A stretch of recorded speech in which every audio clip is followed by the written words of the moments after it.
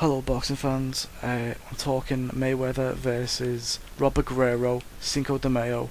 I'm putting my neck out on the line here. That's what's going to happen. I'm going to tell you why. One, Manny Pacquiao. We're not everyone's talking about Manny Pacquiao's going to be the next one because they've called each other out. It's not going to happen, right? One, it's happened before. Two, it's happened on a whole different level before, and I just don't see it, right? Bob Arum's going to try and milk Manny for everything he's worth. He can still make another Marquez fight, which will be big. He would still try and make a fight with Bradley that's going to be big. You see, these fights are ones that he must have in the pipeline going forward. They have like a year's supply they have fights planned out for the whole year. They know what they're doing with these guys, and it's not a spare the moment thing. Secondly is drug testing. You see, for me, Manny is a totally diminished fighter from when he fought Oscar De La Hoya. I'd say if Manny was going to take steroids, it would have been either between the lightweight days or just before the lightweight days, maybe. So you see, that's the only times I can pretty much think there was he was brilliant in his career for the De La Hoya fight and the David Diaz fight. But David Diaz wasn't exactly the best champion anyway, even though he'd kick my ass. So you know, that's all I can point out. Since then, he's not looked anything spectacular to me. I mean, he beat Hatton, that was brilliant. He beat De La Hoya, but he never hurt him. The power was not that brilliant. Cotto has been weak chinned at 140 pounds, so I don't see what going up in weight would have been any different. He hadn't the power to destroy Mosley, who didn't even try. Clotty wasn't hurt at all. Marquez obviously beat him. See, all these fights are this way, and he's not been anything over spectacular. It's not been anything I've been like, wow. You see what I mean? Wow. He was not like, for me, yeah, he hasn't anyway. Maybe for the people he has, but not for me. That's all I can say about that. They're gonna what are the terms going to be with the drug testing? That's the big issue. You know, the way I look at it, 7 days is acceptable for both parties, but Mayweather's not going to accept that. 7 days, he'll be caught if he was using any drug, really, up to the 7 days.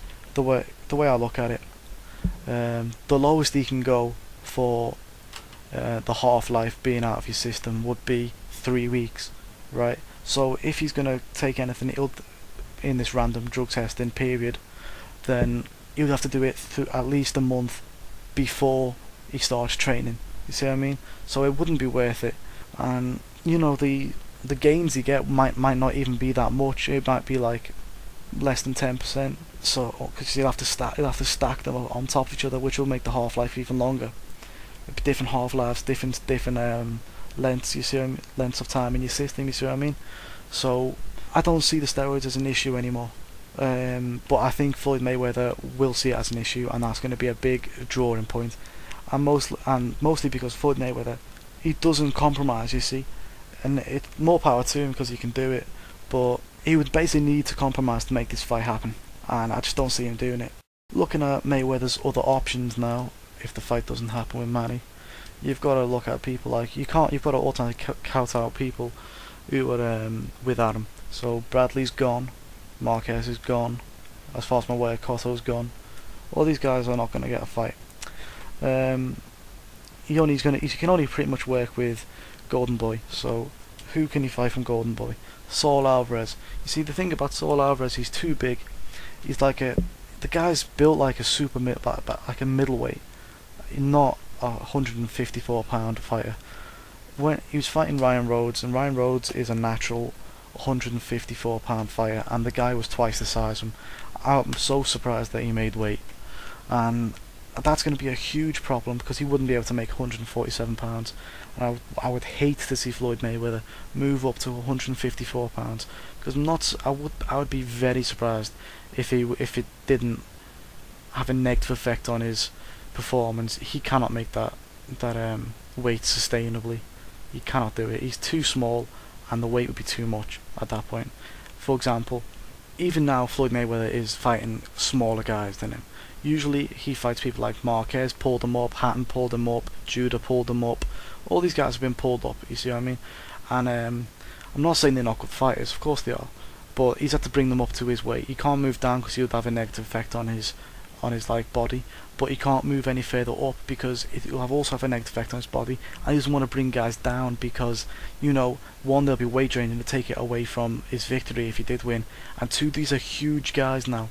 I mean, like twice the size of him almost, because don't forget, Floyd was a super featherweight when he started out, naturally 140-pound fighter.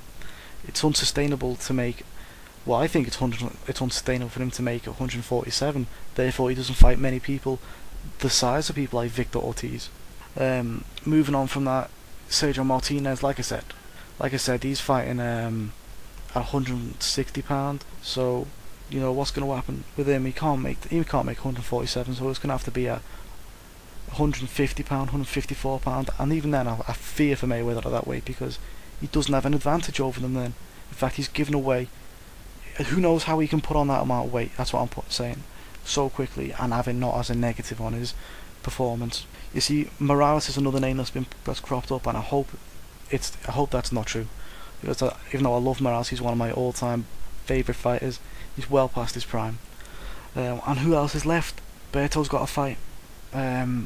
Who is left? Seriously, who is left? I can't think of anyone. Khan lost. Peterson's, well, should be fighting Khan. There's not many people you can talk about left, so the other person I can think of is Robert Guerrero, and when you think about Robert Guerrero, where has he been? He's not been in the public eye. He's not been doing anything since he injured his arm against, before the Maidana fight.